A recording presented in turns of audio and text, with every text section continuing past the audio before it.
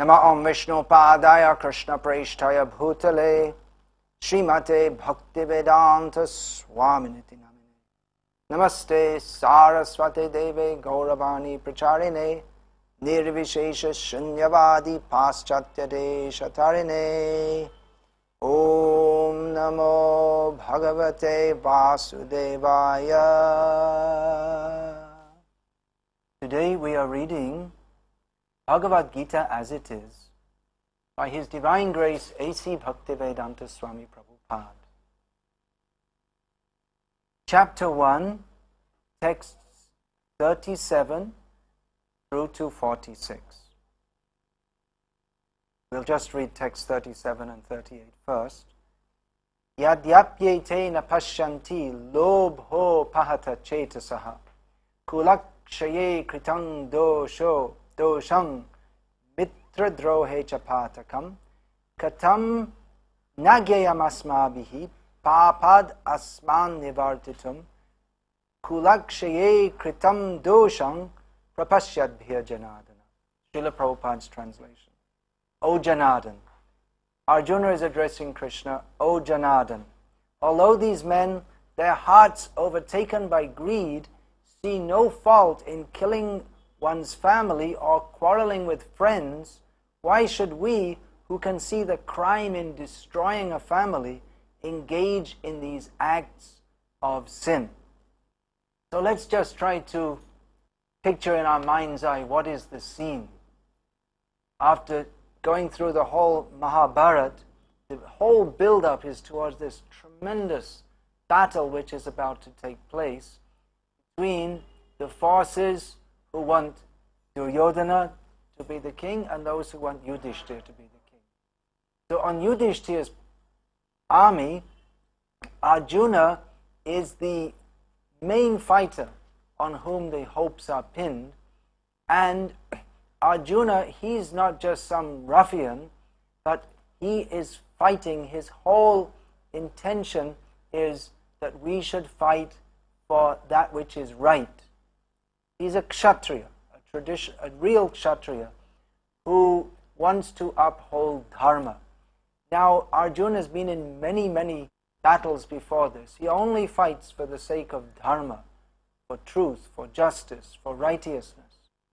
But now he sees that this battle, what will the results be? It's a disaster. A disaster is imminent.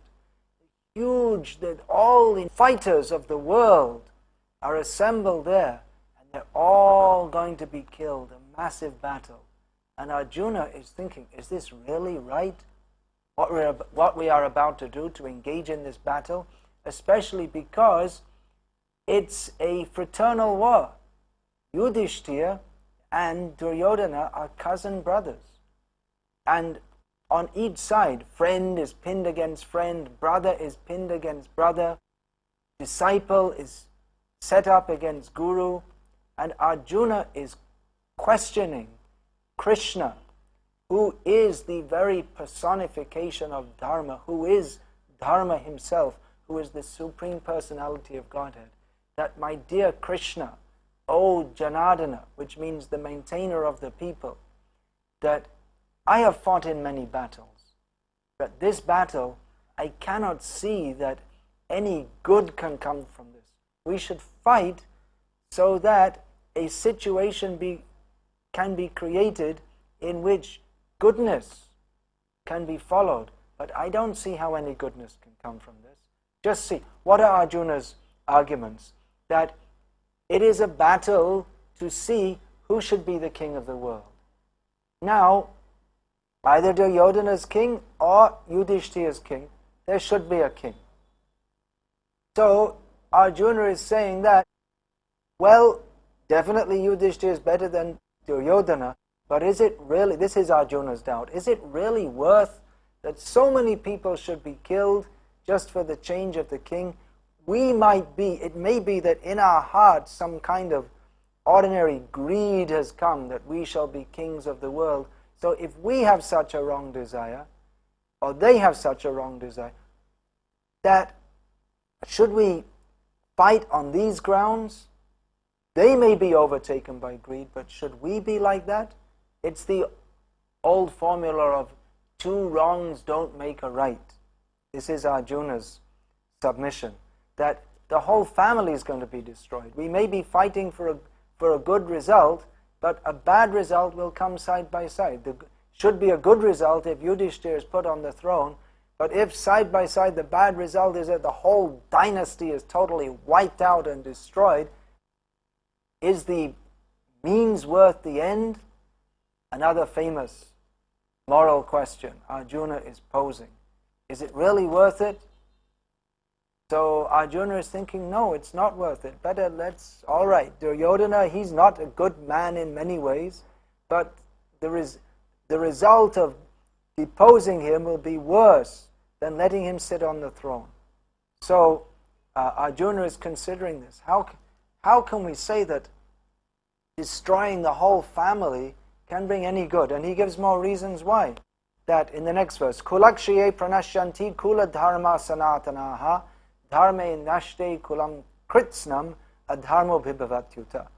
That when the family is destroyed, with the destruction of the dynasty, the eternal family tradition is vanquished, and thus the rest of the family becomes involved in irreligion, adharma. Arjuna is proposing that when the family is destroyed, then naturally with it, the family tradition is destroyed. Here we're talking about family traditions according to the Brahmin caste, Kshatriya caste, especially these two castes, or actually the Sanskrit word is varna, they upheld the culture in varnashram society.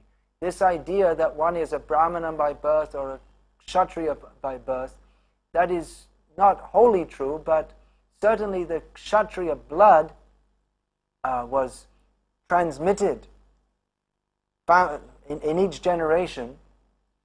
So Arjuna was saying that if the family is totally destroyed, then the family tradition will also be destroyed. And that tradition is something very wonderful.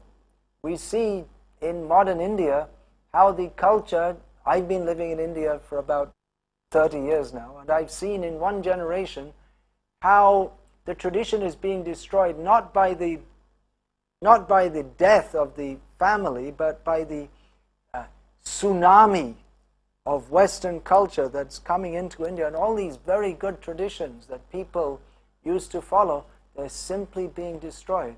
So Arjuna was saying, is this a good thing? It cannot be a good thing. That these traditions, these religious traditions that are passed down from generation to generation, if the elders of the family are wiped out, then the family tradition will be destroyed. So we see that Srimad Bhagavad Gita is part of the Mahabharata, the most important part of the Mahabharata, and one of the family traditions was that the family elders would teach, or they'd tell the stories of the Mahabharata to the young children. The grandparents would tell the young children. And in this way, it's a lot of fun to hear. There's so many wonderful stories. But the stories are also very educational. Educational means not simply to learn ABC 1, 2, 3. That is not real education. Education means for character building. So by hearing the stories of Mahabharata, we will learn. If we learn in the very childhood, we hear these stories, we shall learn what is right, what is wrong, how we have to act for a higher cause, how we should not act simply for our own selfishness. What is the result of acting properly, even in a case of severe difficulty? There are so many instances. The story of Harishchandra comes to mind, how even in the most difficult of circumstances, he stuck to the truth, despite everything. So, this kind of education is passed on in the family. The grandparents will tell the children Mahabharata, Ramayana, Srimad Bhagavatam, Krishna Leela, and they'll hear, and that will be picked up in the heart from the very beginning of life, so that they will know from the very beginning what is right and what is wrong. But Arjuna is saying, if the family tradition is stopped, then all this will be broken. Then there'll be no one to teach what is right, what is wrong. So now we want to fight for the sake of right, but as a result, more wrong will come, because the family will be destroyed, which in itself is a sin. And then all the family traditions will be destroyed. And Arjuna gives an example next, that adharma bhibavat Krishna pradushyanti kulastriya strishu dushtashu varshnaya jayate varna sankaraha. That when there is adharma, then when adharma is prominent in the family, when irreligion is prominent in the family, O Krishna, the women of the family become polluted.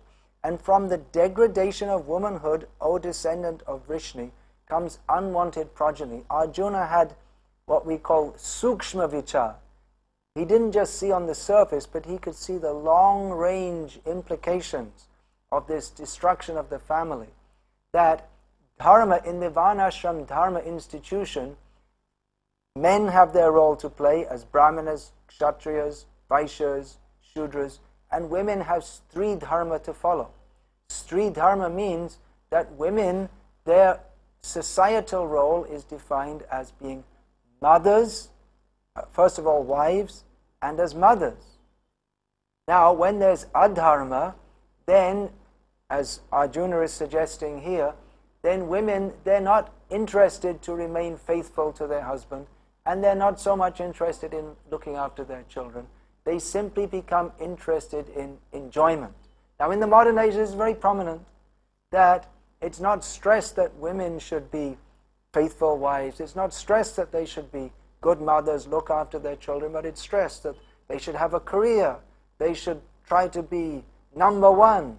They should have all rights equal. But the result of it sounds very good, but the result is that the children are neglected because the women have other priorities. Now, in this Vedic culture, or in any human culture throughout the world, in history, children are considered the most important members of society. They have to be looked after so nicely that they will grow up to be good citizens. Generation after generation, this will go on.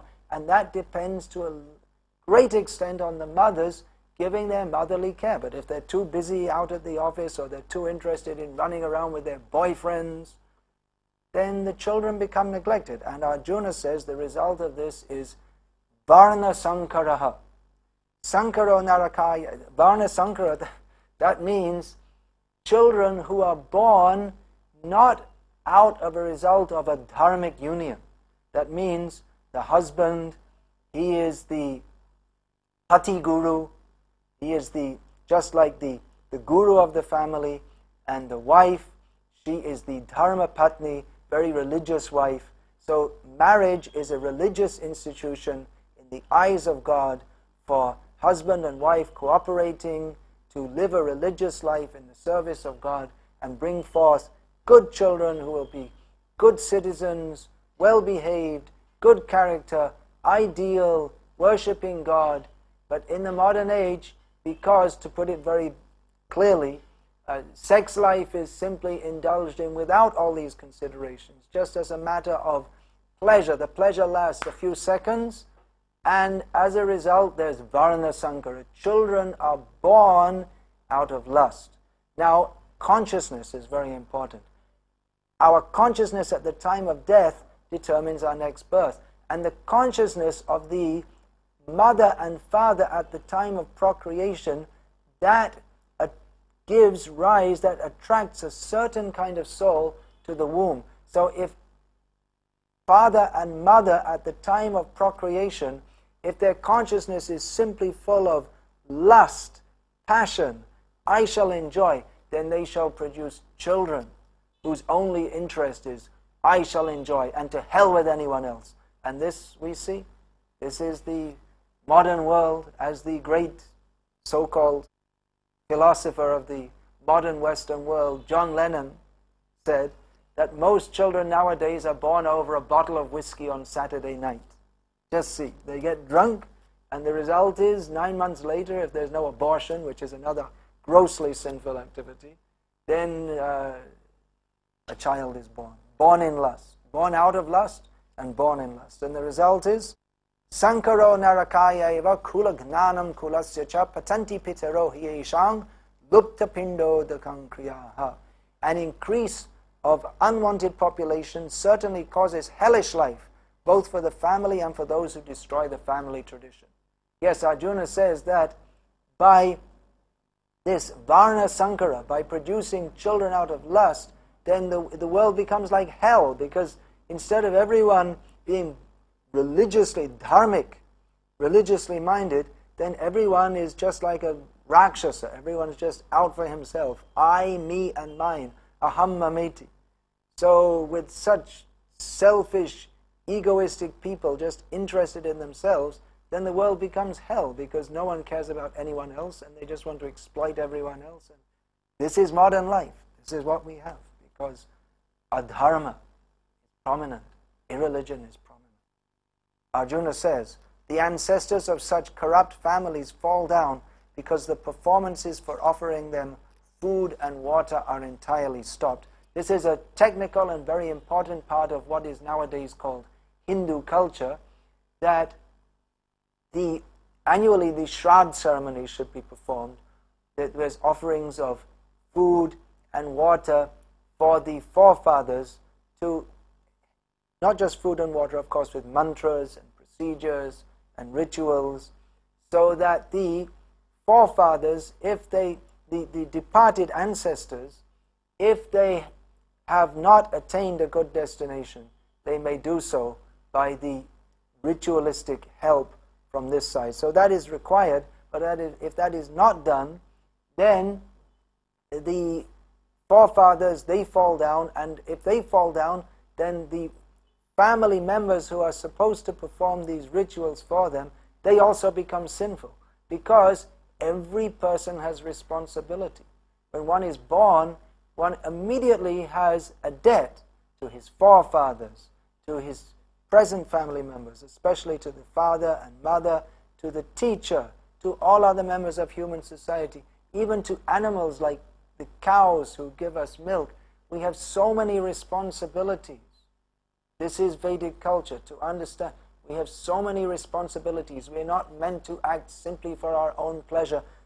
We are supposed to act so that we may benefit the whole of human society and ultimately please the Supreme Personality of Godhead, Krishna. Arjuna knows this. Therefore, he is confused whether to fight or not, because the consequences of fighting seem so terrible. And he's presenting this to Krishna. Arjuna goes on to say that if the family is destroyed, then the whole society becomes run down, chaotic, and those who destroy family traditions, they must go to hell. Are we going to go to hell for this fight, Krishna? Are we going to do such bad things that we shall have to go to hell by destroying the family?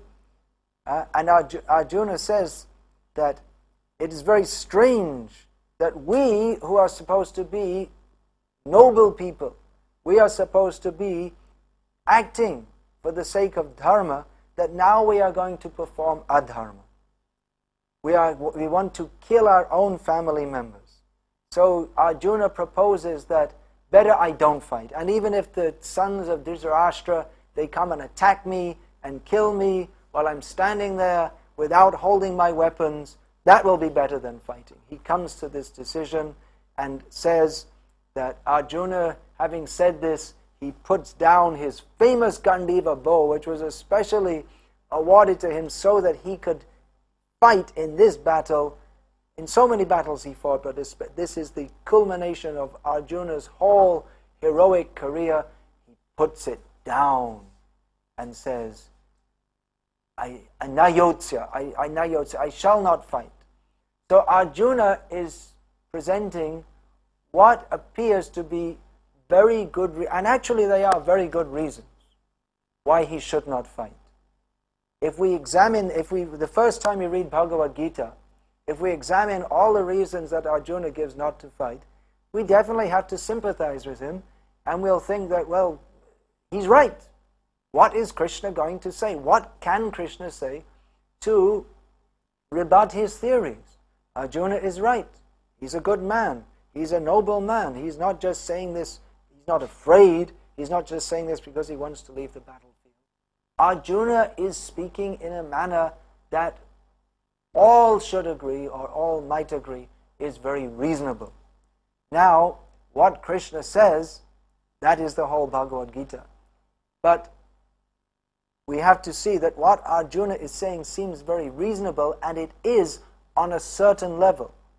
But Krishna, the Supreme Personality of Godhead, wants to bring Arjuna to another level. Krishna wants to give Arjuna a broader picture. What seems reasonable on one level may be totally wrong on another level. We have very narrow vision, so we don't understand what is actually beneficial for human society. Krishna will, in the whole of Bhagavad Gita, give Arjuna the sukshma vichar, the subtle understanding of spiritual life.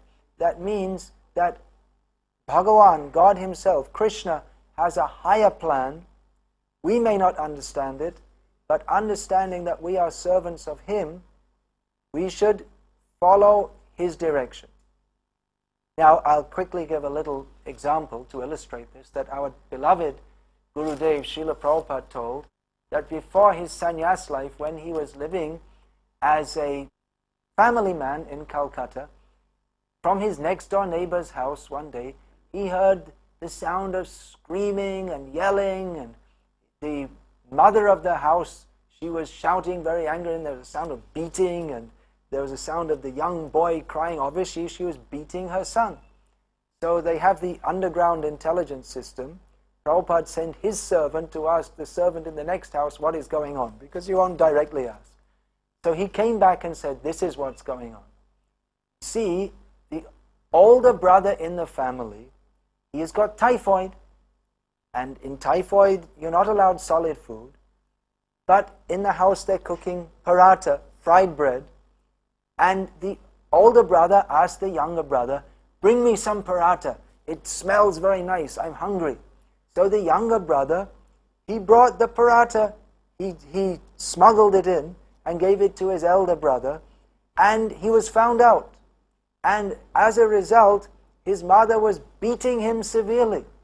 Now, what was the result? What was the fault of the younger brother? He was asked by his elder brother, out of sympathy for him, he brought him some food. He did it because his elder brother was hungry. He did it with all good intent.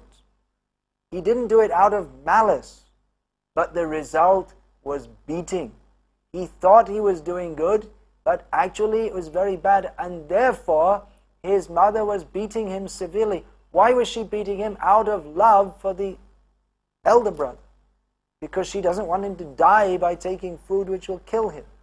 So this is just an example to show that with limited knowledge, we may think that what we are doing is very good, very proper, very right, but without knowledge of the bigger picture, we don't actually know.